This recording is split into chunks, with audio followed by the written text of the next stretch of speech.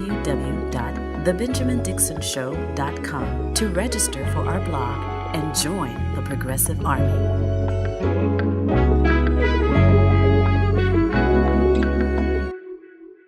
You guys have to watch me dig into my shirt and put this microphone on. See my levels. 1, 2. Okay, let me mute this and put this on.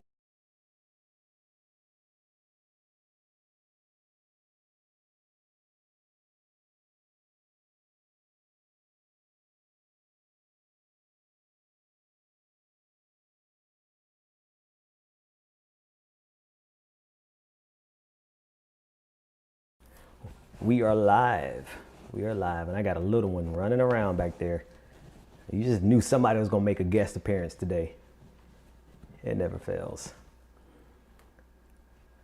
So we got some moderators. I want to start the night by apologizing to the people of Twitch who had to endure and suffer through some Nazis. Our chat rooms get pretty full, and so I'm not always able to catch all of the trolling.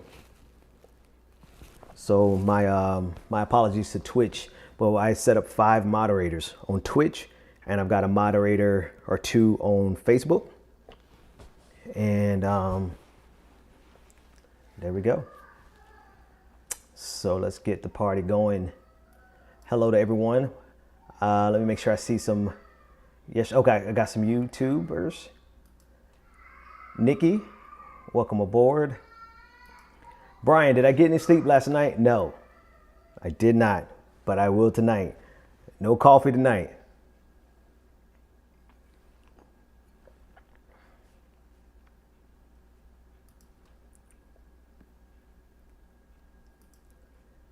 Class has been is the best been. Yeah, I've been trying not to wear them as much. So there's a lot to talk about. Part of me wants to kind of do a Q&A, answer your questions about politics and see where that goes.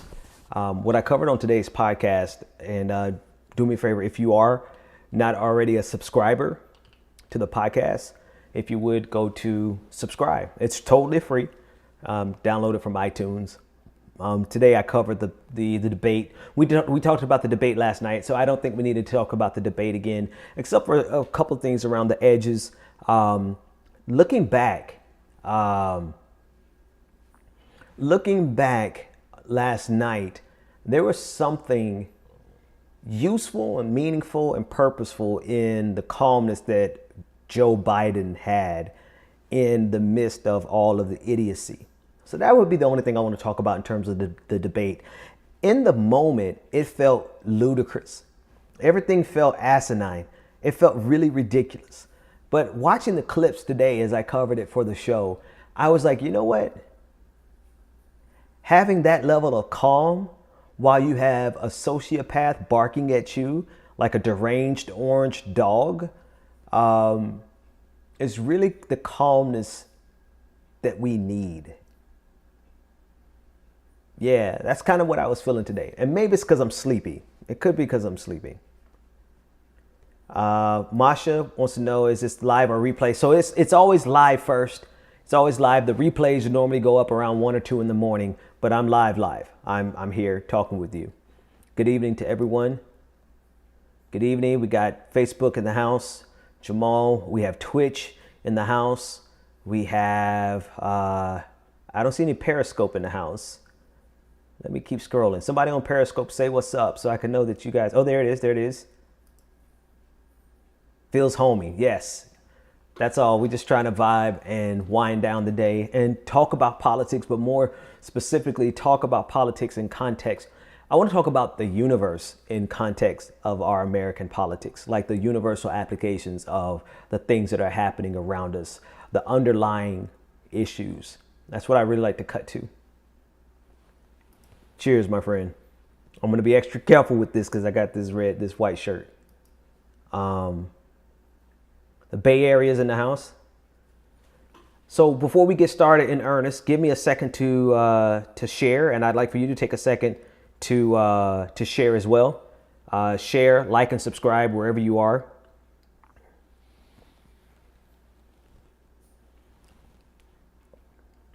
Got a couple of super chats.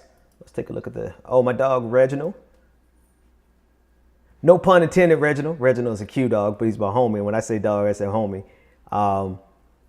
He says, Sleepy Dixon, keep up the good fight, my dude. I appreciate it, man. I appreciate you being a patron, and I appreciate the super chat. Most certainly do. Indianapolis is in the house. Cottonwood. Jason's here from Cottonwood, Arizona. Philadelphia is in the house. Devin Carter. Devin, what part of Mississippi are you from? I spent many years in Mississippi. Nepti Boricua. Cindy, I'm glad you all are enjoying this. You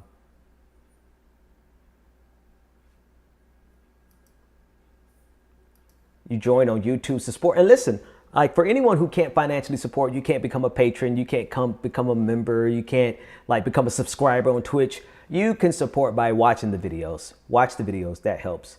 It doesn't mean that it get darker in here. I think my camera is doing something funky right now. Let me make some adjustments here because it looks like it got darker on me. I like this one. Okay, so Birmingham, Alabama's in the house. And we got, someone said he doesn't want to jinx me. He said red wine and a white shirt. Not to jinx you. But if it happens, I was asking for it, obviously. Yes, hello to the mods. We have moderators on Twitch. No Nazis. No fascism. We will come find you. Boston is in the house. Justin Earl is already a Patreon. Thank you so much. And I'm talking. Yeah, so it did get dark. I don't know what's up with my camera. My camera's doing a little funky thing today, so I will adjust it manually. It's weird. But we'll survive. It just looks a little cozier. Yeah, wow, weird. But it's okay, we'll survive. Let's get started. Oh, wait a minute, hang on before I do. Retired Air Force veterans in the house. Brenningsville.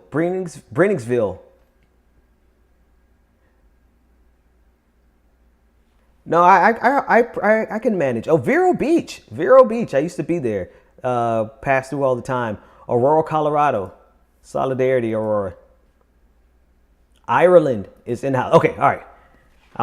We can spend the whole hour just giving everybody a shout out from where you're from. Listen, wherever you're from, thank you for spending this time with me. I am finally actually going to go and share my own stuff now. Because if I can't share it, why would I ask you to share it if I don't do my own sharing? But I want to know what you think about what I said already. Last night, it was extremely frustrating to see Joe Biden not respond in kind to Donald Trump's bellicosity. But watching the videos today and seeing his calmness under the relentless attacks and doggedness of Donald Trump was refreshing. And to me, it kind of signified a place where I hope that we can get back to. I hope that we can get back to a time where every single news cycle isn't an existential crisis, where every day there's so much news that you can't even digest and address the issue from the day before. That's how wild 2020 has been. It's really been not just 2020, I'm sorry, the entirety of Donald Trump's term has been like that. It's been nonstop chaos. And while I know we should never let our guards down and get comfortable, I also know that we can't actually fix and address anything in the middle of chaos. And if Donald Trump is nothing else, Donald Trump is most assuredly a chaos agent. So what do you think about that? Did you appreciate the calmness and the demeanor of Joe Biden last night? I didn't appreciate it last night. Full transparency. I did not appreciate it last night. But today, I think I appreciate it a whole lot more. What's your story? What do you think? And now I'm finally getting to where I can share it. Okay. Sorry. One more page I want to share it on. No, make that 2 more pages I want to share it on. Last one here. And then now let me get your comments. Did you like the demeanor? Did you like the calmness? Did you see the calmness as a strength, or did you see it as a weakness? Where is the main streaming platform? I'm actually streaming everywhere simultaneously.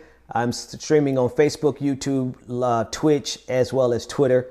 And if Instagram unblocks me, because Instagram shut me down, because I had a hack making it possible to. Okay, let's get to it. Let me stop. We'll get to all that pleasantry stuff at the end. So the last thing I was talking about was the fact that there's a level of chaos that we have all been living under for the last 4 years. And I'll be honest with you, it's a little bit of PTSD. We have become accustomed to the outright madness of nonstop, intense, dramatic news stories in addition to 2020 and COVID-19. And while I don't think we can't afford to go back to sleep. Like, I think some of us were asleep. I think some of us were lulled to sleep by, hey, got me off. I see Vanessa, family friend. I think some of us were lulled to sleep underneath the Obama administration, and we were not actively organizing and fighting the way we should have been fighting. The fact of the matter is that we do need some calmness. There's a time and there's a place for everything. We need a bit of calmness to the extent that we can at least catch our breath. And that's the one thing that, even though I didn't appreciate it last night, quite frankly, I was irritated by the fact that Joe Biden wasn't fighting back against Donald Trump as intensely as I would have liked. Looking back in hindsight, watching the videos today, I appreciated it, because we can't afford to just get crazier and crazier, wilder and wilder, louder and louder, more bellicose. You know, we can't afford to continue to escalate this. You know, there's got to be a way for us to get, hey, my high school friend, there has to be a way for us to get progress without the madness, right? We cannot constantly live in a state of all day long hyper sensitive, hyper aware, just nonstop. And maybe it affects me more because I do the news and I cover the news all day, every day. I'm constantly locked in. But I think the madness has trickled down, right? Wealth didn't trickle down, right? Prosperity didn't trickle down. None of that trickled down. You know what trickled down? The madness, the intensity, the nonstop ridiculousness of our news cycle. And that takes a toll on us. And I think that has trickled down all the way down to everyone's everyday life, because it's not just political theater. A lot of people like to dismiss what's going on around the world as political theater and it doesn't really affect your life. But this really affects your life, right? The fact that if you're in a red state and your governor didn't give that state the Medicaid expansion, that inflated the cost of Obamacare in your state, which raised your monthly premiums. So that abstract notion of politics being political theater isn't quite accurate, because when it comes down to it, it really affects our everyday life. And I think that's one of the number one things that we make a mistake on is this idea that politics don't really matter. Jesse said that hindsight, Biden was composed, but we were not. Yeah. Because I was amped. I was pushed. I was like, come on, man, get him. I was yelling at the computer. And then when I watched the videos today, Biden looked calm and measured, and Donald Trump looked like a clown. And what Donald Trump has been successful at doing over the last couple of years is to get us to respond to his oafishness, his clownicity, his ridiculousness. And we've gotten so accustomed to being on edge, ready to fight, ready to, like, out of necessity. It's not we had to fight. We've had to fight. And to just have a moment where you could actually consider the possibility that we don't have to be on edge all of the time because of the madness of our politics, but we can have kind of the eye of the storm calmness, knowing that we have to fight still. This is not to lull anyone to sleep. Things are not going to be fixed just because Joe Biden wins, if he wins, right? We got to fight like hell to help him win. But even if he wins, things are not going to be fixed. So that doesn't mean to go to brunch and don't do any politics, don't do any organizing. But hopefully it does mean we can go to brunch and organize. Like we can sit in a coffee shop and have some peace as we organize how we make things better. Right now, it's been nonstop chaos. And that's because Donald Trump most assuredly is a chaos agent, without a shadow of a doubt. Another super chat from YouTube. Kimberly says Australia's conservatives are being affected by Trumpian disease, forcing reopening of states with COVID outbreaks. You know, and this is something that I really, it's the best of times and worst of times, right? I have a level of calmness and peace in my household because we're quarantined. My life before quarantine wasn't exactly the best life. Let's just leave it at that. We were living in Atlanta. Atlanta is quiet as it's kept. It's a party city. And, you know, I would work all day. I would hustle. I never stop hustling. I would work all day, but then I would go play poker. I would stay out, hit a bar. I would do whatever, you know, just it was nonstop. And I'll go to sleep at 2 a.m. And somewhere in that time, I tried to be a father and a husband. What COVID has done for us has been to say, shut that down entirely and don't do anything but take care of your family and take care of your health. The opposite side of that is the terrifying reality of the fact that so many people don't have that blessing, the ability to stay home and make their money from home, the ability to provide for their family from home. So many people don't have that blessing. Now you compound that reality with the complete abject. So now the lights came up real bright. Thanks, camera. I don't know what my camera is doing today. Now I'm glowing. Sorry about these sidebars. I'm just really particular. I don't want to look like my shirt like I'm in heaven or something. There we go. The sociopathy. I don't lose my spot. You combine that with the complete sociopathy of these politicians who are trying to force everyone back into public spaces because they're not going to admit it to you. But let me tell you the truth. They are employing a herd immunity strategy. They are employing a herd immunity strategy. And that's going to cost us close to 1 million lives. We're only at 200,000. And I say that not tongue in cheek, not to be coy, but we're only 1/5 of the way there. It's an understatement to say that they don't care about us. But it has to just be said as plainly. They do not care about us. I'm going to call this damn camera company tomorrow. Everything is just acting funky tonight. Now it's getting darker. You know what? I'm going to leave it just like this.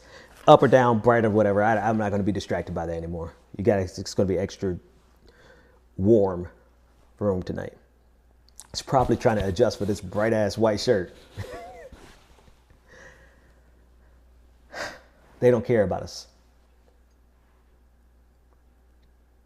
They see us as just another number.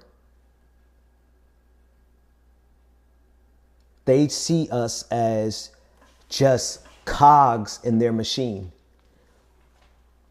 They see us as the coal in their economic furnace. And they've shoveled 200,000 lives into that furnace.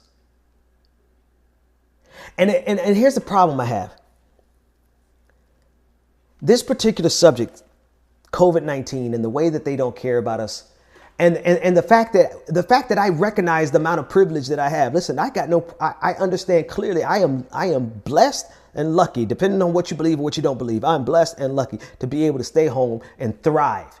My family has been thriving in this moment because I needed to get out of the streets and just stay my ass home. I'm aware of that, and in everything that I do, I'm fighting, yelling at the top of my lungs for us to provide this for everyone. But not only are they not providing people with the ability to stay home, they're insisting on opening back up and shoving you back into the furnace of their economy. And if it costs 1 million lives, it costs 1 million lives.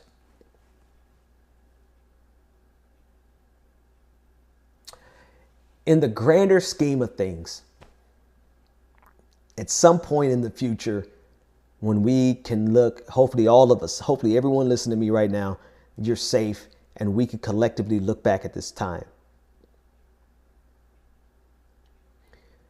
The absolute barbarity of our leaders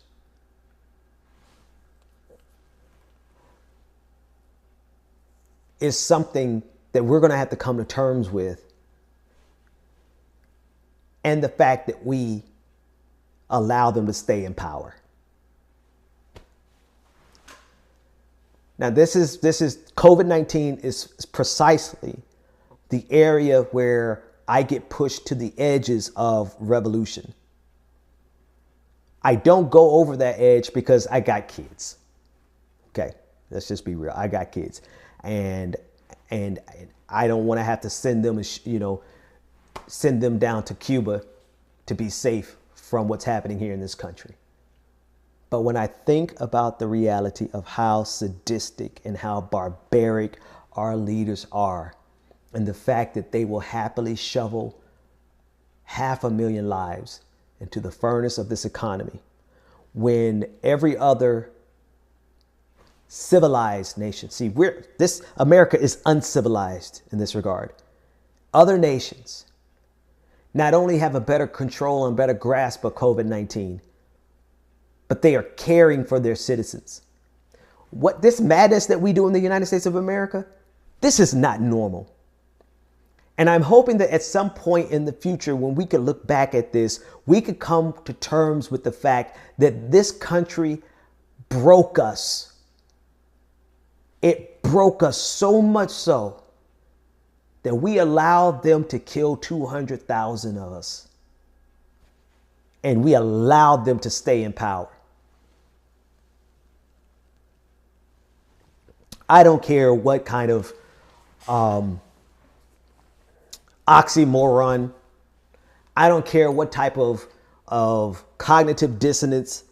Me sitting here in a pretty decent looking, like if I showed you the floor, if I showed you the reality, you'd be like, okay, it's not that posh, right? But the framing of it looks really comfortable.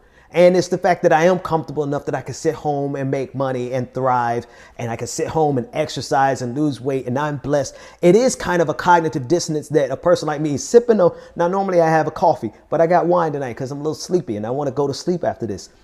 There is an irony of me being as privileged as I am, as apparently well off as I am. Don't let the looks fool you. But there's an irony in me talking like this, even though I'm in probably the best position out of anybody in terms of COVID-19. Because I have literally not only thrived in my health, but I've thrived in my finances. I've got a couple of viral videos. Y'all keep clicking on my joints, please. Whenever they come up, please click on them. Just watch them. Even if you just turn down the volume, just play them. Let those commercials play. I know there's an irony in a person like me even uttering the words of revolution. But the reason that is constantly in the back of my mind is because I cannot enjoy what I have, knowing that there are people outside of my doorsteps that are dying because they are essential workers and they can't stay at home. They have to go and stock the groceries. And our country is so barbaric then not only are we not doing anything to help them, but we're actually creating the conditions to make it worse. So I'm sorry if this is all like a champagne socialist, this is all a little bit too posh and bourgeoisie, and I look like I'm a part of the petite bourgeoisie. Like, I'm sorry if all of that is creating a cognitive dissonance, but I've been poor long enough, and I've got enough humanity in me, regardless of most of my life being poor, to understand that what is happening in this country is a goddamn shame. And while we may not have the mindset now to make these politicians pay for killing our brothers and our sisters, at some point, there has to be a reckoning with ourselves first, because we can't have a reckoning with the system unless we have a reckoning with ourselves, and hold ourselves accountable to the fact that we allow them to kill 205,000 people, and they remained in power. And I understand why they remain in power, because the alternative is a confrontation that we, quite frankly, probably won't win. And it's a confrontation that destabilizes things even more. And for the most part, all of us want a level of stability and peace. And the only thing that I ask myself, and I'm not asking you, I'm not questioning you, I question myself every day: how expensive is this peace? How expensive is this peace? How expensive is it for me to be able to be in the backyard with my kids every day, playing tag? Y'all ran around the yard like a big ass kid playing tag. I was excited because I could run. Like 6 months ago, I couldn't run. Now I could run. That's how blessed I've been in COVID-19. I'm outside like a big ass kid playing tag, and I'm looking forward to doing it tomorrow. But how expensive is that peace? So far, it's been 205,000 lives. Because there should not be a single politician in this country, I don't care what party they are part of, that should feel comfortable when so many people have died, because our system refused to do what other nations did, what civilized, what non-shithole countries did. And in this case, we are the uncivilized, we are the shithole countries, and we are burning through lives. I'm sorry, all that from that person who mentioned, from the individual, from Kimberly, who mentioned COVID-19.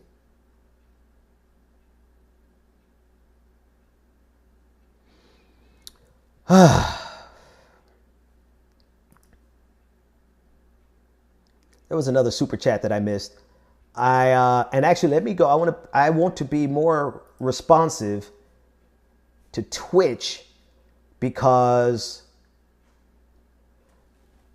I better. Twitch will let you know when you did something wrong. We had a raid last night. RZNWA. They raided our Twitch channel last night, and I didn't find out about it until the stream was over. They brought 300 people from their stream over to our stream. So salute to everybody who came over from that stream. If you're on Twitch, be sure to go over there and show them some love. Tell them that I sent you, and I'm grateful that they came to hang out with us. So I definitely got to pay attention to what's going on Twitch. Redeemed, the Velvet Gentleman on Twitch says, do you think we will see a socialist in the White House in our lifetime? I don't know. Here's the thing, though. I had a conversation with Anand. I cannot pronounce it. I can pronounce his last name, Girdadas. He's an author, Anand Girdadas. And he's an author. He's a contributor with the New York Times. I'll be posting that in tomorrow's podcast.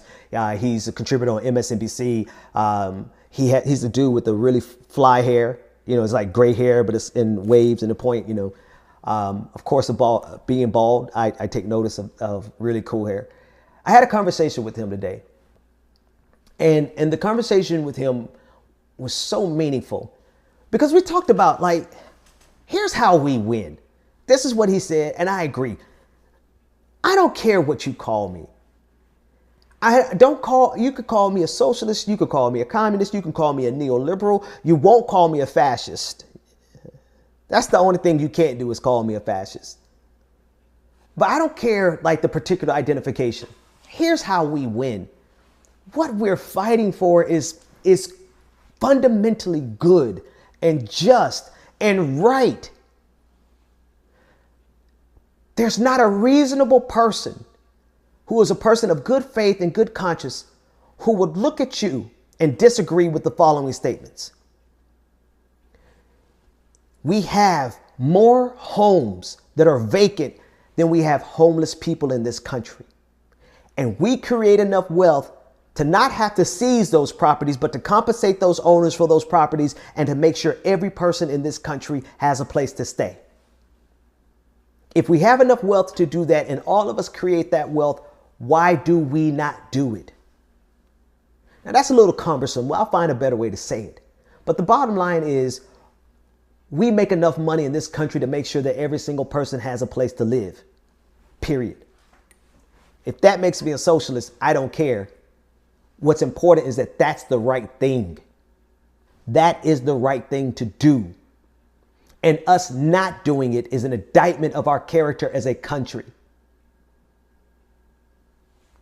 So whether or not we'll see a socialist in the White House in our lifetime, I think that's a little bit immaterial, so much as we get somebody in the White House who has that level of conviction about our responsibility to each other because of what all of us collectively create. Jeff Bezos is a billionaire because of you. Every little thing that you order off of Amazon makes him a billionaire. Walmart, the Walton family, they are billionaires because of you. There is no wealth that is generated in this society that is not contributed to by every single one of us. So since we all collectively create this, then we should all collectively benefit from it. And it's the right thing to do. If we create enough wealth to make sure that nobody goes to bed hungry in this country, why on God's green earth would we not do it? So we convince them with the righteousness of our cause. And if that makes me a communist, if that makes me a socialist, I don't care. You know, last I checked, I was a Christian. No, I'm joking. I'm joking.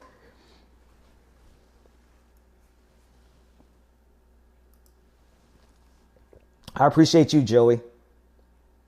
I appreciate you guys just letting me do this. Like 745 people hanging out with me. I really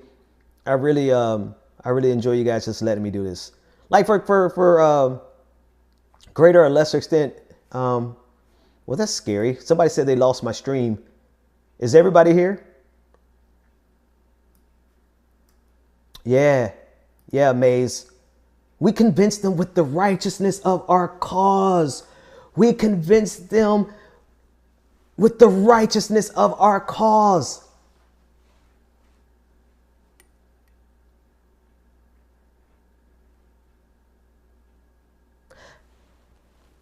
If you saw somebody on the street and you could help them change their life with your pocket change,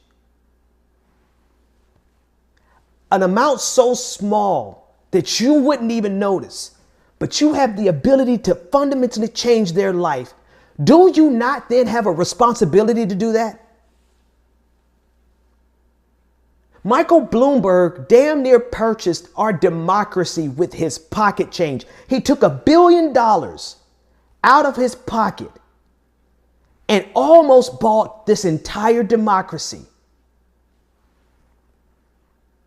I stopped him with 6 tweets. I didn't say that to humble brag or just outright brag. I said that to say if this man could buy democracy with his pocket change, Does he and do we not have the responsibility to make sure that everybody has a doctor? Because it won't take collectively all of our treasure to do that. They could still be billionaires. Now, if you really push me into a corner and you make me choose between the existence of billionaires and us doing the right thing, then that's a whole different conversation. We can have that conversation. And then you rightfully could call me a communist. Fine. But what I'm trying to tell you is that our greed is going to destroy us. Our greed is going to inevitably destroy us. And we have created a system that rewards greed. Let me get these things out of my ear. I don't even have any audio going back into it. We have created a system that rewards us based on the very worst of human nature. It's like this, yeah. Like the Bible says that the love of money is the root of all evil. And we created a system based on the love of money. And evangelicals look at me and call me heretical because I'm a Christian who does not fall into line with the love of money. In fact, I'm the exact opposite. It's like they think the Bible says the hate of money is the root of all evil. That's how evangelicals behave. Like if you have a disdain for greed, then you are the root of all evil. If you really look at it, they think like people who are close to being socialist or communist or whatever, they think that we are the root of all evil. The Bible doesn't. The Bible says the love of money is the root of all evil. And here we are creating a system that is built on the love of money. So why do you think it's just even if you don't believe in God, it only makes sense that if you build a system based on greed, you will have endless wars. You're going to have homeless people when you don't have to. You're going to have a system where politicians shovel the lives of 205,000 people into the furnace of an already teetering economy. Because we built a system built on the love of money, which according to their Bible, the same Bible I read, but apparently they got a different version, is the root of all evil. Now, let me compartmentalize that because that really brings out a side of me. If I can't convince them about the brokenness of our entire system, forget about them because they don't want to be convinced. We can convince everybody else. 1 by 1, 2 by 2, 3 by 3. We can convince everybody else that in a system where we make this wealth, this stream that I'm doing right now is generating wealth for YouTube, Facebook, Twitch. It's generating wealth. I'm putting money into the pockets of Mark Zuckerberg right now. You are too by watching this, and our collective activity is generating this wealth. But yet, anytime we try to do something collectively for the good of society, they all of a sudden are like, oh, not my money. You're right. It's not your money. It is ours. We helped create that. And we have created a system that benefits a small percentage of people at the expense of everybody else. But most assuredly, this system is so bastardized that now we are killing people. We're sending people back into bars and clubs just so that we can continue to generate that. We could not pause. We could not pause this system for a week, for 2 weeks. God forbid we would have paused this system for a month where we could have got COVID-19 under control and saved hundreds of thousands of lives. That's how sadistic this system is.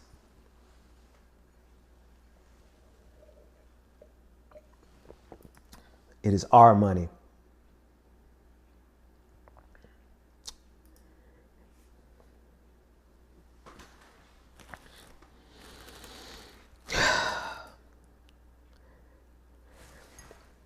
I don't even know what this is, but it is a dope ass bottle. Scarlet Smack is what it's called. And again, I understand, man. I understand, like, people will watch this and be like, here's this bougie ass nigga, got roses in the background, drinking red wine on got this high definition camera. I even got on cufflinks. Only reason I got on cufflinks because this is the only shirt that actually fit me. Y'all saw me there. Y'all saw that thing I had on yesterday. That thing was hanging down here. So I had to put on a shirt that actually fit. Now, I ordered some clothes. So I got some clothes on the way. So I won't have to wear the cufflink shirt anymore. But I wasn't about to come on here again with my t-shirt hanging down to my navel. All right. But I know it's going to be a stretch for people who watch this and be like, this bougie, which I'm not, obviously, but this is what they'll say. Person's talking all of this socialism, because that's exactly what they're going to call it. If I'm lucky, they'll probably call it communism. And then they'll ask me, when will I give up my wealth? Well, notwithstanding the fact that, like, if Facebook and YouTube ever pays me, because I don't believe it till I see it, like I finally made some money last month. So if they ever pay me, do you think for a second that I'm gonna and again, it's not about me I'm working with my siblings to make sure that they don't have to go back into the classrooms. And so it's not about me controlling them, it's their choice, but I'm doing my damnedest to make sure that they understand that they don't have to make that choice. So to answer the question is, like, if they ask me, like, would I put my money where my mouth is? I will. I don't have to I don't need. Listen, here's the deal. And I don't even want to put this in context of me, because screw me. Because like I said, I'm not the best character. I already told y'all a lot. I already probably told you too much, right? I used to be out partying. I still want to party. I'm not partying now because of COVID-19. And I'm getting comfortable. I'm being housebroken. My wife is doing a good job of domesticating me. So I'm doing better. So I want to take it out of context of me, because I'm not the best person. But I just want to put it in the context of a universal kind of thing.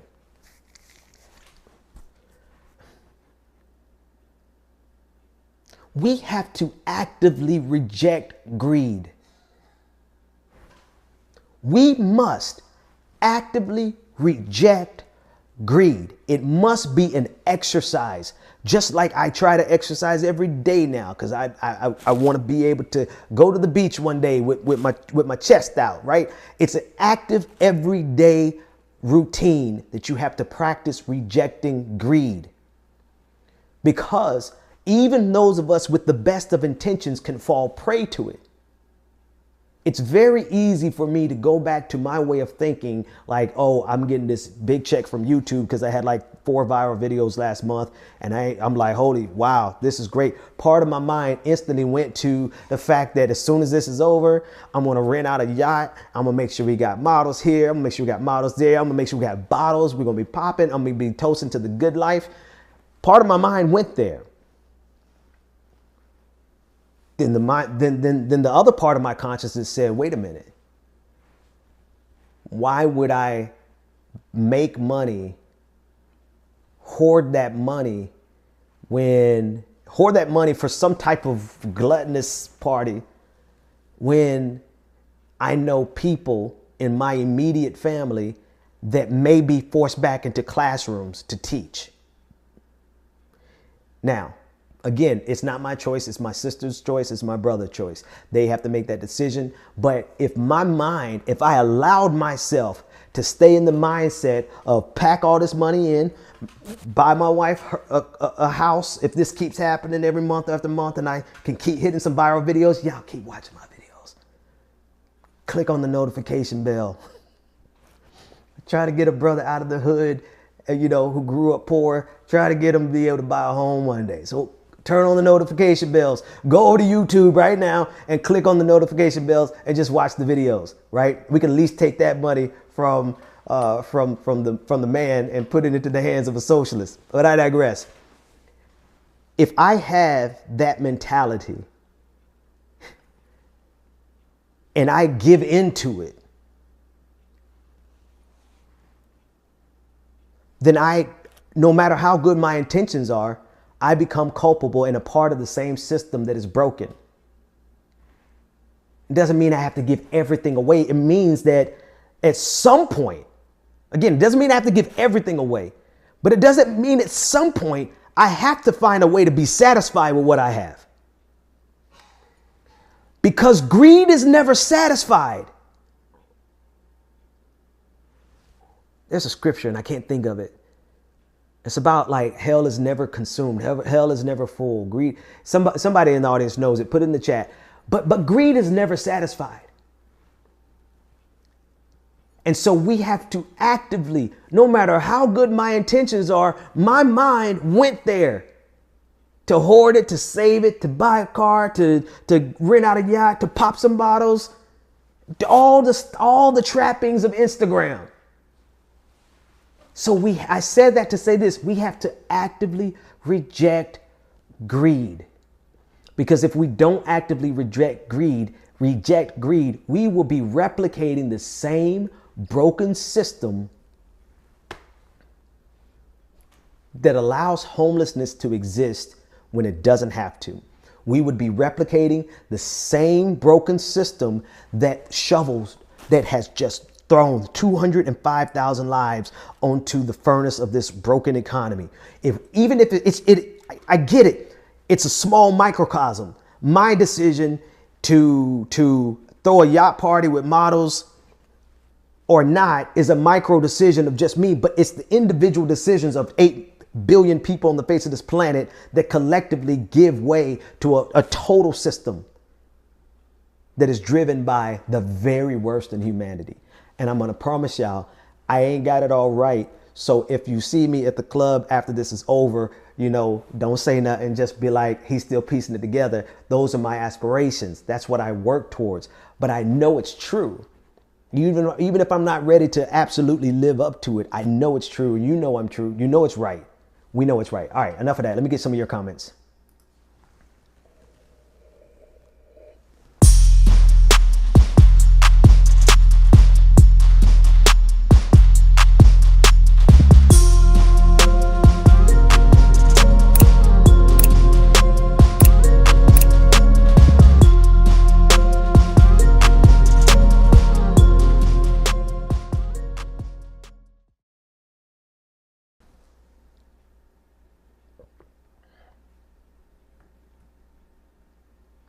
At some point, you realize stuff isn't important. Really, really is. Gene Porter said it's Proverbs 27:20. Let me look that up really quick. Proverbs 27 and 20. And you guys know, I think by now, there it is. Death and destruction are never satisfied, and neither are the human eyes. Neither are the human eyes. Yo, we are not ever satisfied. I'm telling too much of my business. Where was I? I transferred from Bethune-Cookman in Daytona Beach, Florida, down to Florida Atlantic in Boca Raton. Shout out to anybody from those cities. And going from a regular college like Bethune-Cookman, where everyone lives on campus, to a transit, what's the word? Not a transient, a commuter college, basically where nobody lives on campus, a small percentage, but everybody came to school every day, all day. And honestly, like the sisters, the women were just like, boom, like on campus, people would come they roll out of bed, barely brush their teeth. They got a hat on and they just come. But no, when you are traveling back and forth to school, it is, you put on your best foot. And my first year down there, it was just beauty after beauty, beauty after beauty, like just gorgeous, looking like they're going to the club, looking just amazing all day long, just surrounded by nothing but beautiful women nonstop. Hell, even the guys were beautiful. I'm like, look at these dudes. Everybody's dressed in all the best that they could possibly have. Everybody had a six pack. Everything. It was just gorgeous, beautiful women all day long. And after a while, I remember the distinct feeling of this. I am fatigued at looking at all of this beauty.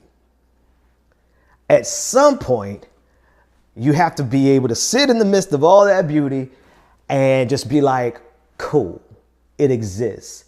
but I don't have to chase it. I don't have to have it. I don't have to have I don't have to go after, because I wasn't catching every one of them, obviously, right? You know what I mean? But, you know, we made the effort. But you get tired.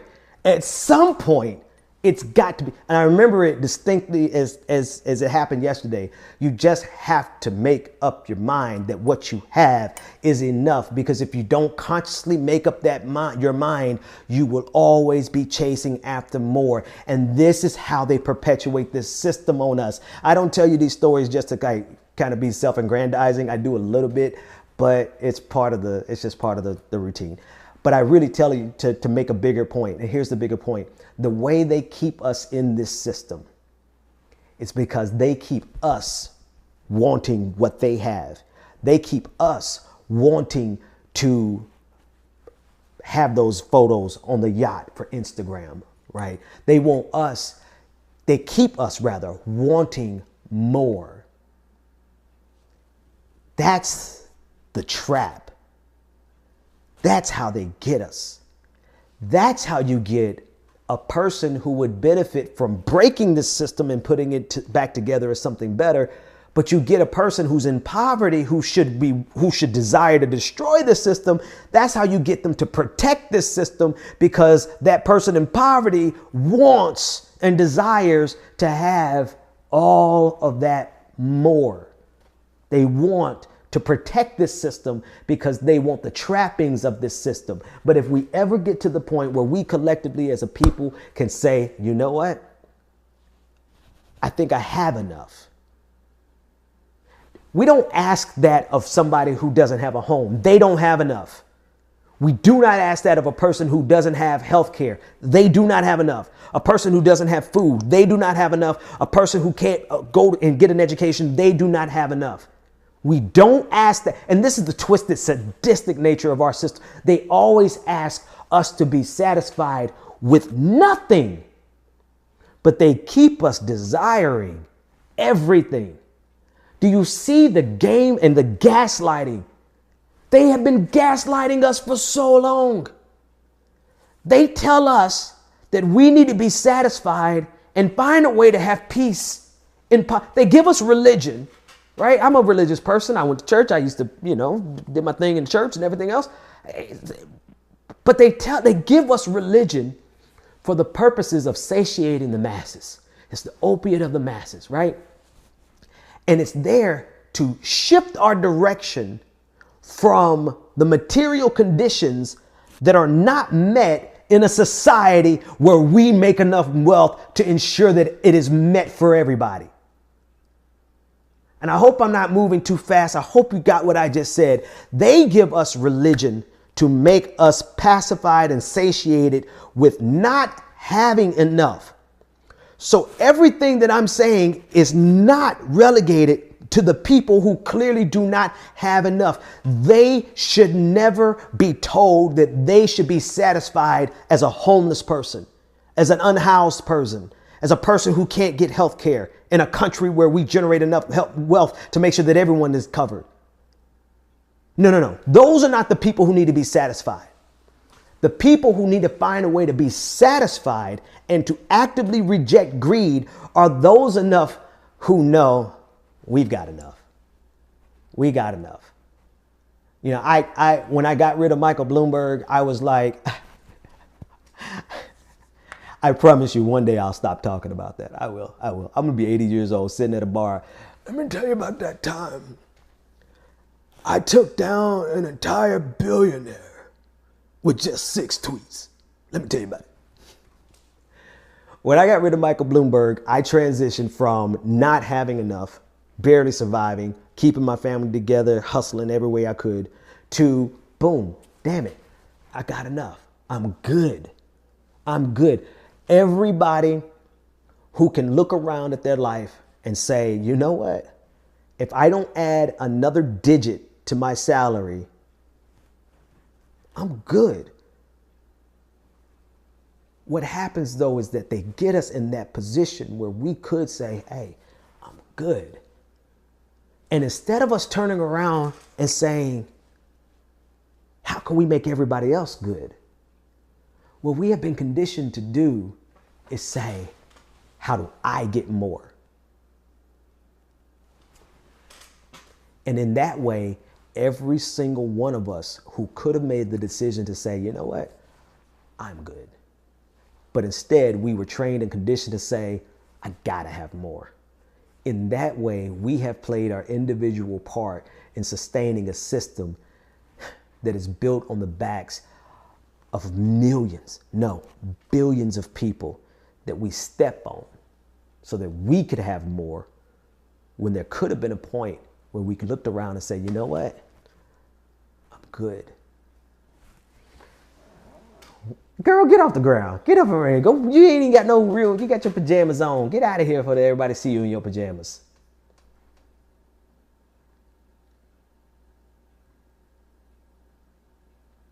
Let's see what you guys are talking about.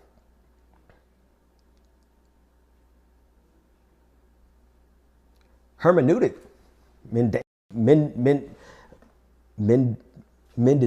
Okay, I can't pronounce that last word. I do know hermeneutic though, from church. It wasn't called religion until a Roman death cult named it as such. Religions in the 13th century BCE. Let me put it back on, not BCE, but CE. And opposite of religion being negligence. Put that back on the screen. Let's see what else you guys are talking about. Me, myself, and I. That's how this system thrives. When the reality is, folks, like, honestly,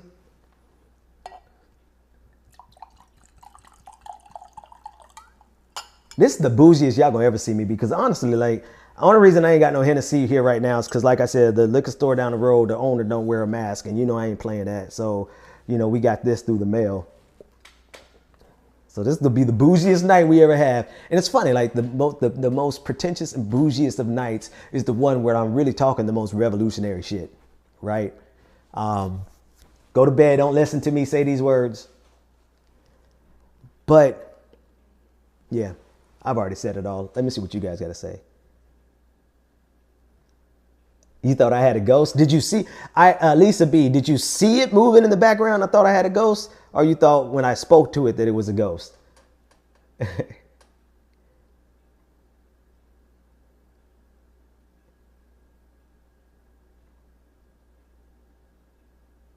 Here's a good question.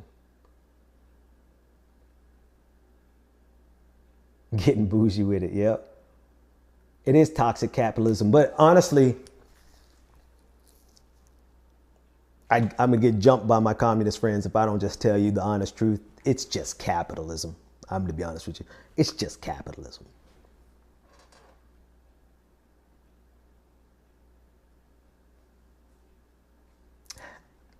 Listen, Masha. She said, Ben thinks the liquor store down the street is the only way to get booze. I do live far enough away from things where nobody delivers, really does any delivering out here. And, you know, I don't know. I'm just not getting out of pocket too much. I might get out of pocket too much. Now, hang on. Let me see. My drive is starting to get full. I need to make sure. Oh, I got 3 gigs. That's plenty. Let's see what else you guys are talking about. Elizabeth G says, Eastern philosophy is we, Western me, hence their COVID containment success, which is absolute. You know what? It was a friend of mine who just got his PhD. Shout out. I don't know if he's watching this.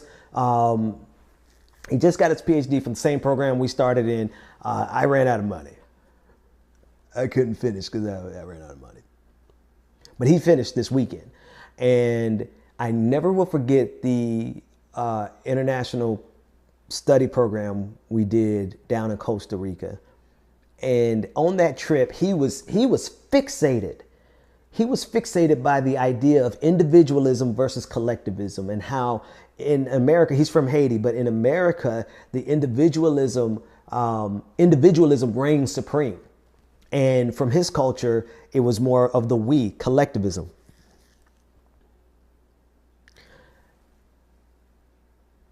we didn't really argue about that. We argued about a whole bunch of other stuff because, you know, we were down there for 2 weeks with a whole group of us. So we all got really close enough to argue and go through like 3 bottles of wine a night. But it stood out to me, and it still stands out to me because of how crystal clear he was able to see it. But I wasn't able to see it as clearly back then. Now we're talking about 8 years ago, maybe 5 years ago, between 5 and 8 years ago. And I wasn't able to accept the fact that we as Americans have been breeded to be individualists. Now it's clear as day now, and I'm sure it's clear to all of you, but until you grapple with that notion, it's kind of offensive to think that your society has been designed around an idea that is inherently fallible and leads to so much destruction and devastation as individualism. And yet we've wrapped it in this veneer of nobility. We act like in America, the most noble thing that you could do is to take care of yourself. Now, I couldn't accept that 5, 6, 7, 8 years ago. But it's clear as day now that we have been groomed in this country to believe that the most noble thing that we could do is to take care of ourselves. To the point where we make really ridiculous decisions. Now, how can I tell you this story without telling on my family? Hang on. Carrie said, do you talk to your kids about this stuff? Why don't you want them to hear? Oh, because I was cussing a little bit. I don't want them to hear me cussing. I talk about this stuff to them in a very practical way that they can understand almost every day. And I'm going to get back to the individualism thing. What is heartbreaking to me, and the reason, like, they're 9, 7, and 2. The reason I talk about this to them every day is because they have been indoctrinated already. My 9-year-old, 7-year-old, and 2-year-old, yeah, even the 2-year-old, they have been indoctrinated already. They want this, they want that, they gotta have this, they need this. Oh, money, you got money. How much money we got? Da da da da da da. And I'm like, oh, wait a minute. I know you didn't get this from me. Where did you get it from? Disney, Roblox, whatever the game is called, Minecraft. All of these things that build up, that indoctrinate them to be consumers at the age of 9, 7, and 2. So to answer your question, I absolutely talk to them about this, but I don't talk to them about it with my adult language. That's the only thing.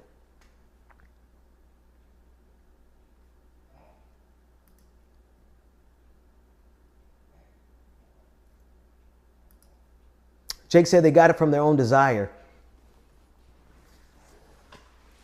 I would say yes. I think the natural inclination is obviously there. Like, that's why I said you have to actively reject it. The reason you have to actively reject it is because it is there. It is in our nature, right? For sure. I agree with you 100%, Jake. The difference is that it is very specified and very refined. Extremely refined. It's like getting some pure uncut drugs. And it is so refined and precise that it's not natural from their desires. It is taking their desires and amplifying it with Disney capitalism. Take away the Disney capitalism, greed and desires would still be there, but it wouldn't be so precisely attuned to say, I want this and I want that. How much money do we have? I want to get this. I want a bigger house. I want this. You know, it's a very specific set of things that they want because they have seen it versus what is in us naturally to desire. In my opinion. Yes, the desire is cultivated. We got about 800 people. How long we've gone? See, we got 55 minutes in. We got a little while to go. How much of it is nurture, though? And listen, in terms of, I know you're talking about nature versus nurture, but on my nurturing side is me as a father trying to nurture them. I don't know if I'm winning. I don't know if I'm winning. But here's the other side of it.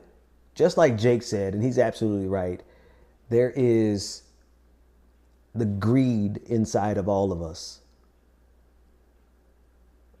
My son saw homeless people for the first time,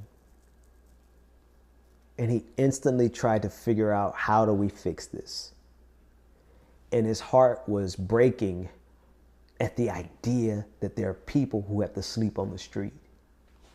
So while we naturally have an inclination towards greed and desire and selfishness, the yin to that yang, or the yang to that yin, the opposite side, that secondary consciousness that is there too, is concern and compassion rather. And what we have been designed to do in this society, I'm about to dovetail it. I love it when a plan comes together. What we have been indoctrinated to do in this society is to cultivate the individualist, the individualism, to take care of ourselves first. That's what we've been indoctrinated with, versus indoctrination of collectivism, of how we can make a better society for everyone, because that natural inclination is in us too. We have just been groomed and taught how to just absolutely push all of the time to be individualists, to focus on our own individual need and ultimately our own individual greed. And I'm just out here talking this. I'm just talking BS. Like, guys, I don't know if anything I'm saying is accurate. I'm just talking off the top of my heart.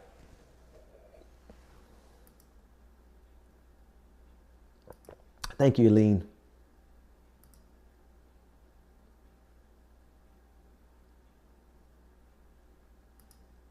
Individualists, yep.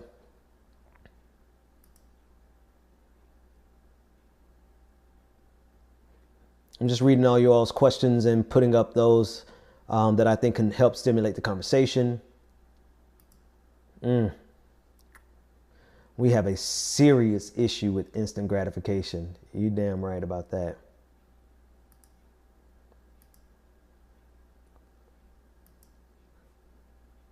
That's why the American dream must be redefined. The American dream has to be redefined. We'll talk about that more in a second. Let me see if I got any messages that I missed from, and see if we got any raid. I want to make sure we didn't get. Here's a question from Twitch. Consumerism is the new religion. Capitalism is the new God, without a shadow of a doubt. And that is from the Suku One. Yeah. Without a shadow of a doubt. Here's some YouTube. Oh, wait a minute. Peace is a verb. Thank you for that super chat. I almost missed it. Thank you to the producer for putting it in here. I don't want to miss that one. It's a pretty big one. Mad love for Dixon and his awesome family from Portland, Oregon. Love the Patrons Party. Let's do it again soon with more conversation too. Happy to support your work with this one-timer and increase in my monthly support. Listen, thank you so much. That is awesome of you.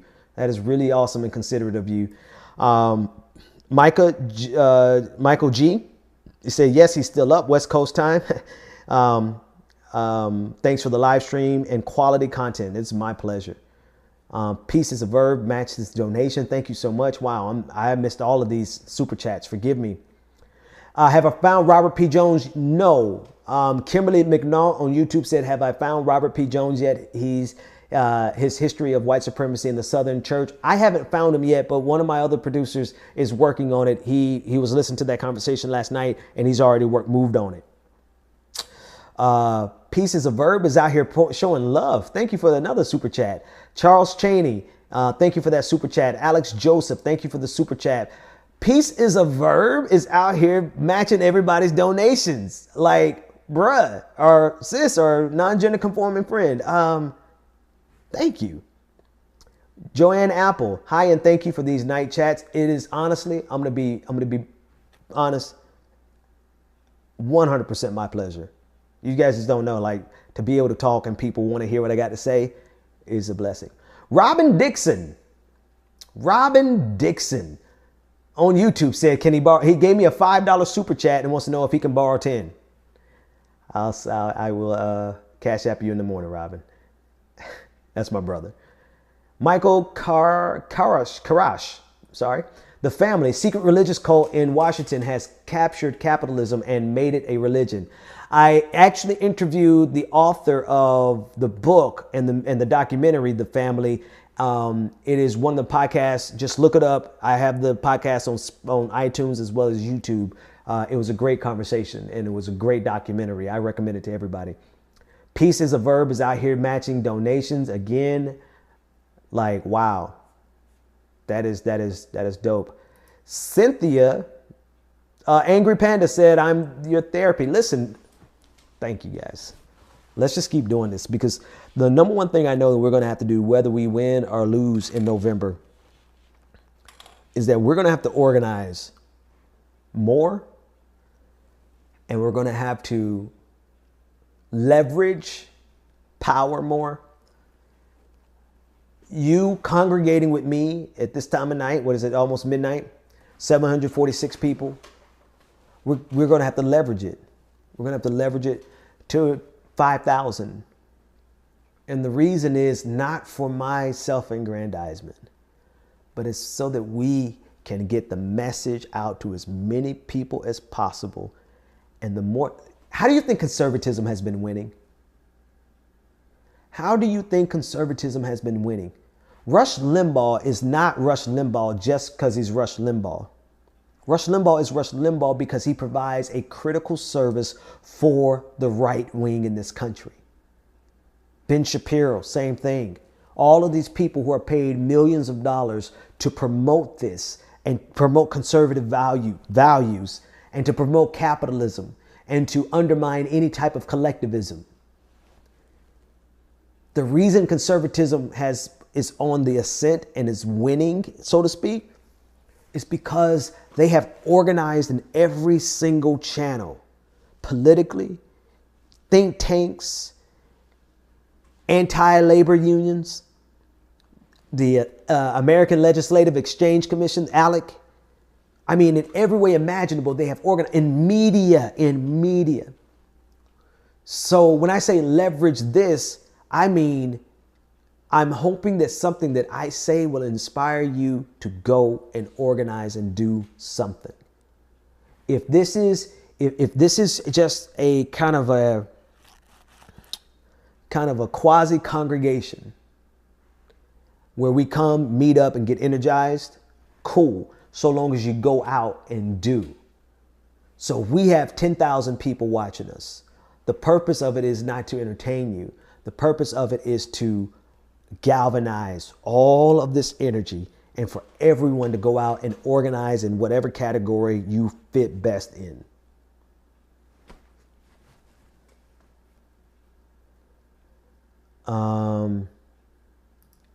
Lots of money devoted to that effort. The conservative effort, I think that's what you're talking about. Absolutely. And what's cool about this is that we have created channels in independent media, progressive media, that have become independently successful and have the ability to have staying power without the need for billionaires to give us money. It's taken a lot longer. It's been a harder road. You know, everybody I'm super happy for my friend David Pakman. Got 1 million subscribers.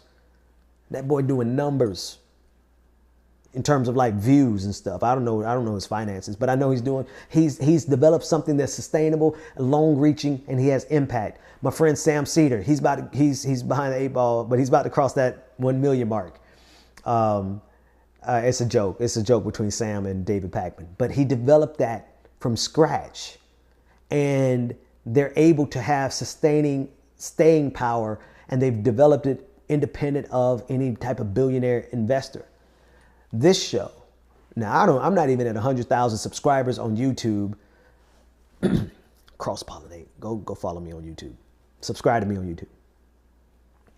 But, you know, my patrons sustain me, and we have, even though I don't have 1 million subscribers on YouTube, like my videos do numbers. You know, I got the golden touch. Like, I'm able to make videos go viral on YouTube and Facebook. All of that to say, we don't have the billionaires on our side, obviously, because we're talking about taxing them. But what we do have is the conviction of the people. And there's more of us than there are of them. And so if it takes only one billionaire to create Ben Shapiro because they poured $1 billion into his company, fine. It's going to take 100,000 supporters of mine to put me in the same position. But you know what happens in the long run? When that billionaire gets tired of investing, Ben Shapiro goes the way of the dinosaur. All I have to do is keep speaking truth to power. And some are going to come, some are going to go, some are going to stay, some are going to leave. But ultimately, as long as I keep doing the right thing, my business is now sustainable and I can continue doing this separate of any money being invested in me from billionaires. Especially when you got people like Peace is a Verb still matching. What is going on here?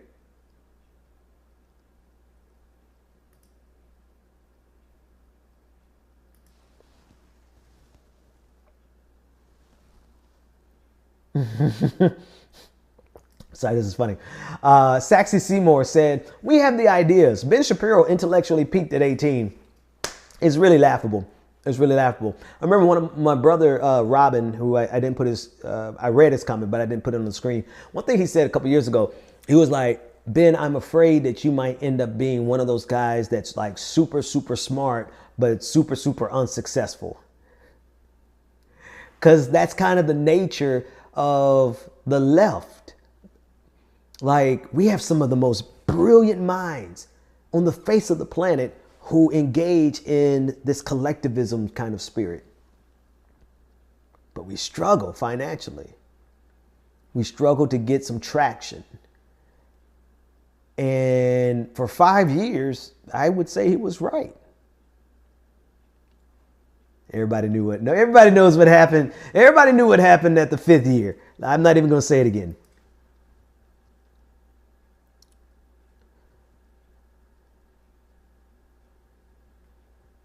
This is from Rain. I hope I don't pronounce it wrong. We appreciate the open dialogue. The fact that you don't mind devoting 30 minutes, often longer, helping us come together. Totally enjoying you up. I'm enjoying you up too. Keep speaking the truth and informing us. It's my pleasure, man. Randy Greer, talking about Ben Shapiro, said he peaked at 10. Nefti Barikwa, yeah, I do know Richard Wolff's work, and I just haven't had him on my show. So I think it is time. I think it's time for me to go ahead and get him on the show. No waiting to fade. Success doesn't mean rich. Success means the ability to see. I'm glad you said that. See, now you're gonna make me go on a whole nother. How much time we got left? Let me explain to you. It's not about being rich. Who cares about being rich?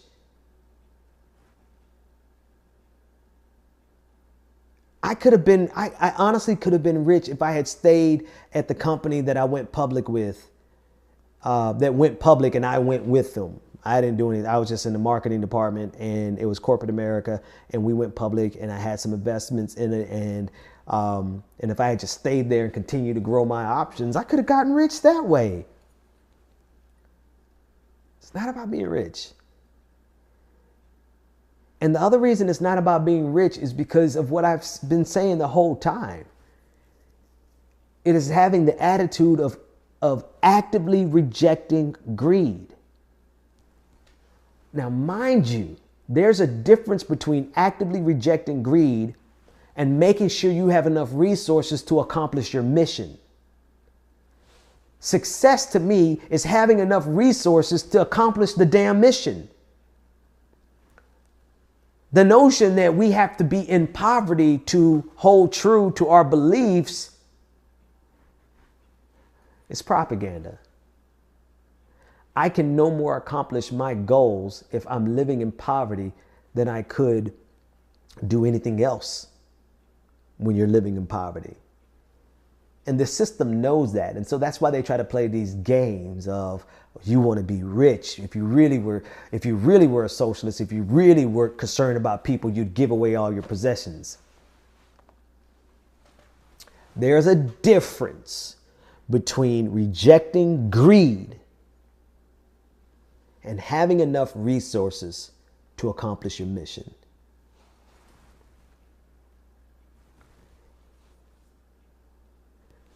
Always make sure you got enough resources to accomplish your mission. And then reject greed. Oh, it happens at the same time, to be quite honest with you. It's not if and then. It's really both at the same time. Look at what you need to... Here's my mission. To create media channels, verticals, that reach down into American society and provides content that changes the mindset of the American people from individualists to collectivists. Now, just put that on record so that in 20 years, you want to say he's been planning this his whole life. That's what I want to do. I can't do that when my lights were off. I couldn't do that if I don't have some money coming in through these viral videos and through patrons and through super chats. I need the revenue to accomplish the mission to do the greater good. But what I don't need is a trip to Paris or the trip to the Mediterranean on a yacht with 20 models. I don't need the fastest car. I don't need an obscenely big house. But what I do need is for you all to watch these damn videos. Every time one of these videos come out, download the podcast, listen to these commercials, and make sure that I have enough revenue coming in to develop these channels so that we can provide political content and every other type of content that is aimed at doing one thing: changing the minds of every person that listens. That's success to me. Thank you for being my muse.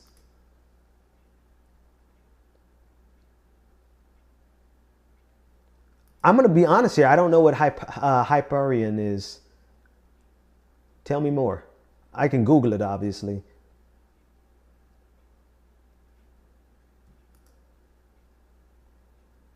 I like this. Having money is like having tools in your garage. If you don't do anything with them, I don't know about the last half of it. Because to me, it's like if you have money in the garage, if you have tools in the garage, you should do something with it. If you're talking about money, I think money has to be money has a mission. It needs to do. Tomorrow's episode or next week or whatever, I'll talk about the fact that we honestly don't even need money for that. The whole concept of money is an illusion. It's an agreement. It's an agreement to work. It's an agreement for exchange. Right? But we've been so primed to focus on money when the reality of it is that money is just an illusion. It's no more real than my commitment to do this with you. Right? Besides the super chats, I don't get directly paid for doing this, yet I do it. And you participate. It is the collective participation in this that generates wealth well beyond the super chats. Right? It generates value. Not wealth, but value well beyond the super chats. And this is why I did the work before I ever made any money doing this. I did this for 5 years without ever making a dime. And I got to pay some taxes now because I made some damn money. I got to get that together soon. So y'all just keep watching videos. Keep subscribing. Because money has a purpose in this season. While we still recognize the fictitious nature of it, we recognize it. And the truth of the matter is that I believe people have enough wherewithal in them to do without money because it's in us to do. But that's a whole different conversation for a whole nother day. Oh, Twitch subs. Okay, thank you for the heads up. Let's get to these Twitch subs. Thank you for telling me. Let me hang on, I lost track. Where am I? Okay, here we go. Subscribers. Hey, Twitch subscribers. Thank you for the notification. Death Toad 007, Tier 1 from tonight's stream. Thank you, my friend. Aegis Tier 1 from tonight's stream. Thank you, my friend. Bad Rongo, or is it Ronjo? I'm going to go with Rongo. Thank you for subscribing on Twitch. CA70s, thank you for subscribing on Twitch. Vodalas, thank you for subscribing on Twitch. Anastasia Rose, I found it. Anastasia Rose, thank you for subscribing to Twitch, on Twitch. Trudy Maid, thank you for subscribing on Twitch. And we're getting more names in as we go. So if I didn't call your name yet, my producer's filling it out. I don't want to miss any of you, because if you see the value in what we're doing enough to like contribute and be a subscriber, I definitely want to recognize you. I have another comment here from Twitch. Benjamin, what about Anand was what about what Anand was talking about in the Patreon interview, going down to the level of school boards to teach socialist and community-centered values? Yes. And this is from the Suku.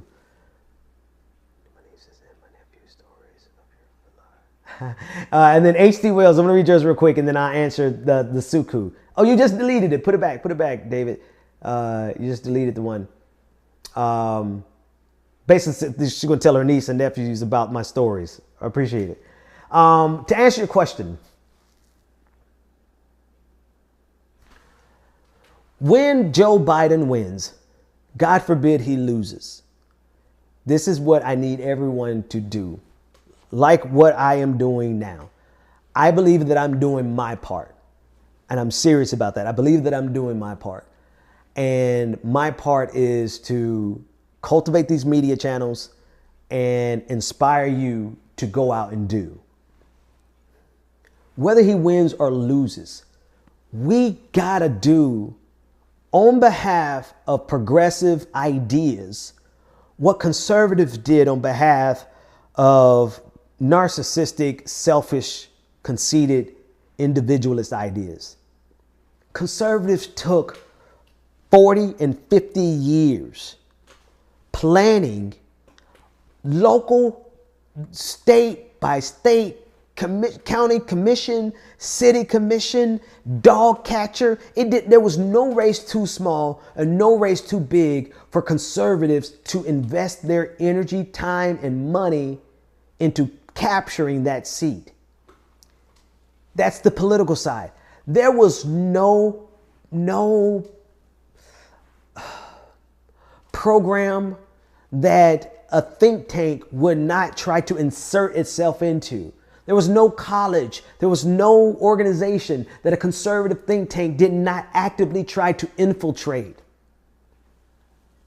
There was no local radio station that was too small for a radio host, a conservative radio host, to try to get a job at and to spread conservative ideas. Thank you for bringing this up, because this is critical. Win, lose, or draw, we have got to organize on every single level with the same intensity, no, with more intensity than conservatives did. And we have to be in it for the long run, because it may not happen in our lifetime. We may have to pass the baton on to someone else for it to happen in the next lifetime, in their lifetime, the next generation. To that end, I feel like I'm doing my part. And I think part of my part is to encourage you to go out and do your part, whether it's labor organizing, whether it's mutual aid organizing, whether it's running for dog catcher. And I'm serious, like run for something so small that you don't stand a chance of losing, but run. And everybody shouldn't run. Some people need to just organize, and some people don't need to organize. Some of them need to be organized, but be there to be boots on the ground. Whatever your position is, whatever your role is, Every single one of us, it's going to take us in our respective places to make this work, because we don't have billionaires dropping in $1 billion to make a media company work. It's going to take people like me who actually can run their mouth for hours on end and is just happy that he got people listening to him at 12:04 in the morning Eastern Standard Time. It's going to take people like me doing this in media. It's going to take people like you doing it in the cat. I could no more organize a labor union and work. I don't even know where to begin. That's not my skill set, but you do. So go do it.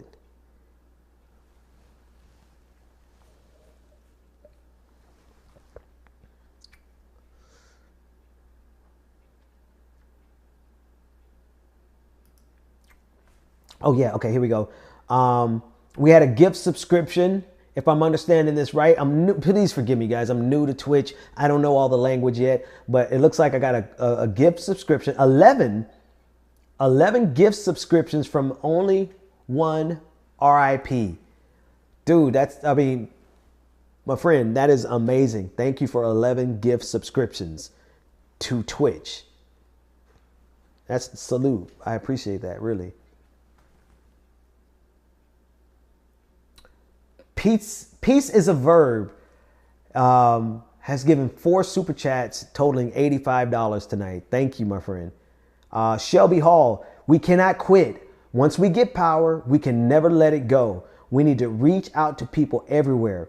I saw an ad by strippers to get out the vote. It was great. We need to meet people where they are.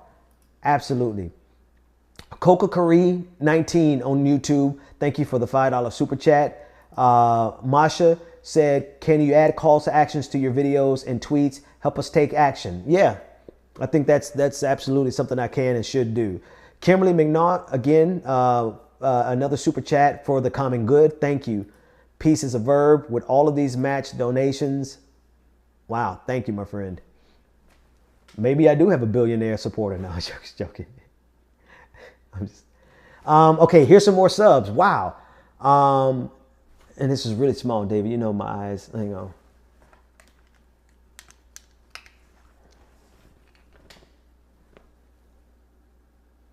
LGF Super is gifting 5 one-tier subs to my community. Thank you so much for that. There you go. Thank you for making it larger.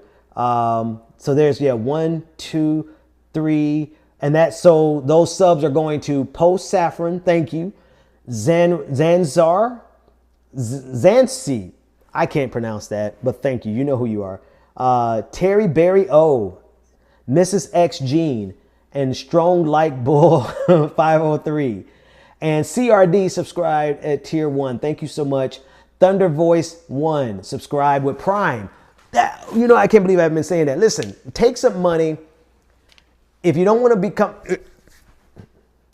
Twitch is run by Amazon. And as much as we all hate Jeff Bezos, you can take $5 away from Jeff Bezos by subscribing to me on Twitch via Prime. It doesn't cost you any money. It doesn't cost you any money. And it's like $5 a month, and it takes directly from what you already pay them in Prime. So instead of giving the whole $99 to them, give them $94 and $5 will come to me if you become a subscriber on Twitch via Prime. All right. How much time? Where are we at now? Hour 24. We got 5-6 minutes. Is there anything I haven't talked about that you guys want me to talk about? I got about 5 minutes.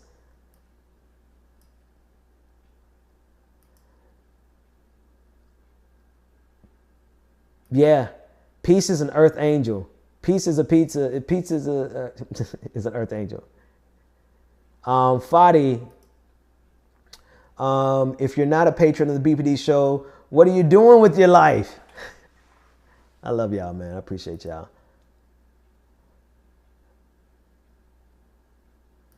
Thunder Voice said they just barely got here, so whatever's on my mind. Spill wine on my shirt. It's not that kind of show.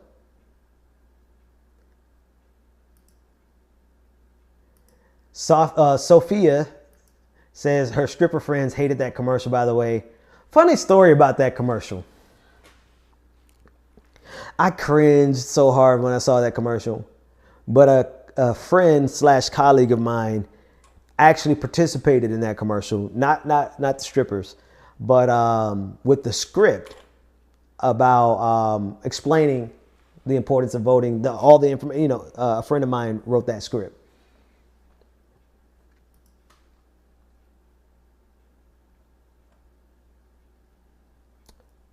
Sorry, Mimi, but you can catch the replay. The replay plays overnight. Pieces of pizza. You caught me slipping. Thank you.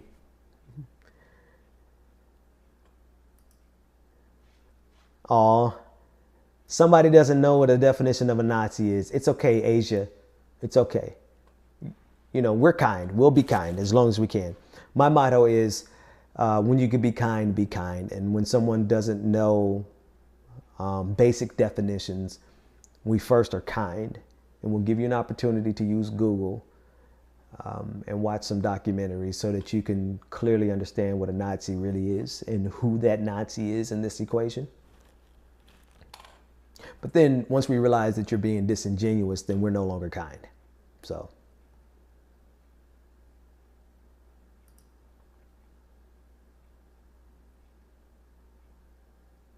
This is a huge topic, Tammy. What about the disabled been left behind as burdens to society?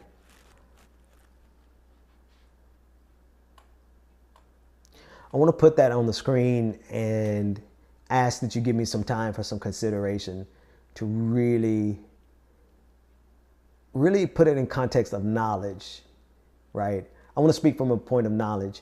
I am concerned with the amount of disregard that our society has, America specifically has, towards the disabled community, especially around COVID-19, because of how susceptible so many people in the disabled community are to that virus, but the complete and utter disregard when people say stuff like, well, I'm healthy. Well, yeah, I'm glad you're healthy, but how many people aren't healthy or able-bodied who are uniquely susceptible to this virus? And I know it's not categorical, but there's an overlap there that really bothers me every time I hear somebody talk like that. But outside of that, I actually give me some time to consider it and come back to you.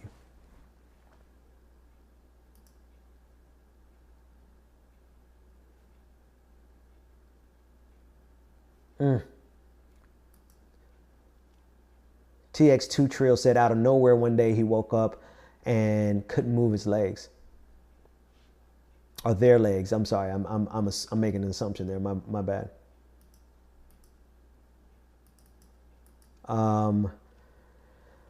Luna Yana says they're on Social Security. It's rough. It shows how little our government values us. Less than $800 a month to live on. And then the terrible thing about it is that that's what they give you. And if you happen to make more than that somewhere else, they penalize you. That's the sociopathy of this system, of this government.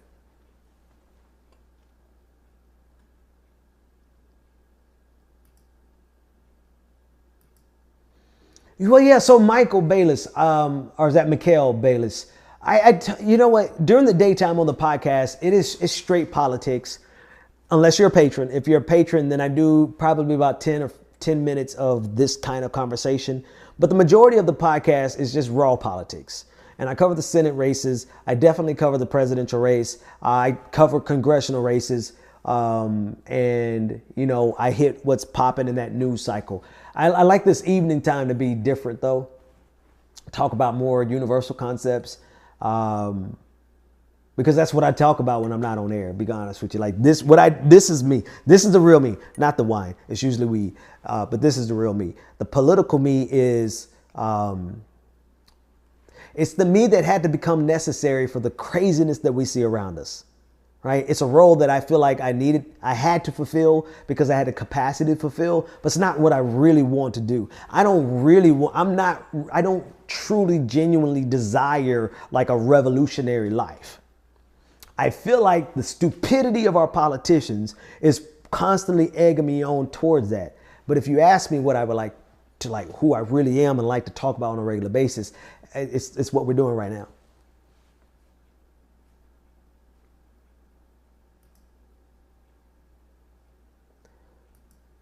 So I'm not a wine connoisseur at all. All I can tell you is it's red wine. And it is well, the back says Zinfandel, a California Zinfandel. So I told you I'm not bougie. Like, this whole scene looks bougie. I'm more of a Cavassier, Hennessy kind of guy. And yes, I am definitely a Trekkie.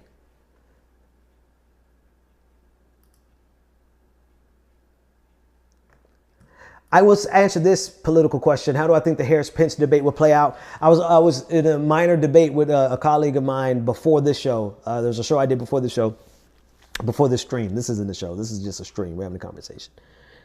And here's my advice. If anybody knows the camp, and I know a couple people follow me who work in the camp, if Kamala is able to successfully stop Mike Pence from having an identity outside of Donald Trump. This is what I mean. Very simply put, Mike Pence is Donald Trump. And she needs to go into that campaign and that debate, no matter how civilized Mike Pence acts. Cool. You can be civilized, but you're still Donald Trump. You can be measured in your responses, but you're still Donald Trump. You could be dignified in your approach, but you're still Donald Trump. And if she's able to do that and pin his ass to the wall for being not only complicit with Donald Trump, but being Donald Trump, and then allow the American people to have a moment of catharsis by her beating up Donald Trump the way we wanted Joe Biden to, it's if and only if she's able to not let him weasel out of being his own individual. No, champ, you are Donald Trump. And you have to answer for everything Donald Trump did. If she can do that, she's going to wipe the floor with him. Because the reason I put it like that is because if she does not do that, what happens is that Mike Pence has a dignified enough presentation to make America think that there's a rational, reasonable person in the White House with Donald Trump. So that can come off as, you know, I'm the measured one, I'm the reasonable one, and I'm the one that you can honestly, you know, Donald Trump is Donald Trump, and that's what he does. But this is, no, champ, you are Donald Trump. Make him pay the price for being Donald Trump. No, I use Ecamm, E-C-A-M-M, great software. I'm not endorsed by them, and I didn't get paid for that commercial. But if you ask, I'll tell you the truth. Live long and prosper. All right, let me check. I'm going to call out the last couple of subs that I see for the night. And then I'm going to call it because the wine is doing its job, and I am actually going to get rest tonight. LGS Super, subscribe with Prime. And okay, no, I called these out already. All right, thank you. Let me go back over here. I got those super chats. Thank you to the moderators over there on Twitch, keeping the Nazis at bay. Hold the line, keep them out of there. Block them with the quickness. There should be no, and there will be no quarter for fascists, no quarter for anti-Semitism, no quarter for racism on any of the platforms. How's YouTube? Do you guys have enough moderators on YouTube and Facebook? Was it better tonight? Let me know. Marcy, absolutely right. Cool. Shout out to my producer, David. Everybody give David some love. He was the one to make sure that I was able to recognize everybody who needed to be recognized. If I missed anybody, it's also his fault, not mine. Appreciate you, David.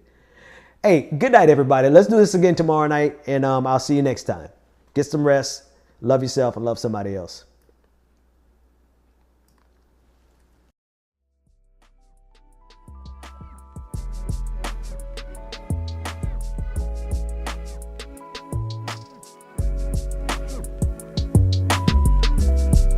The Benjamin Dixon Show is only possible with listener support.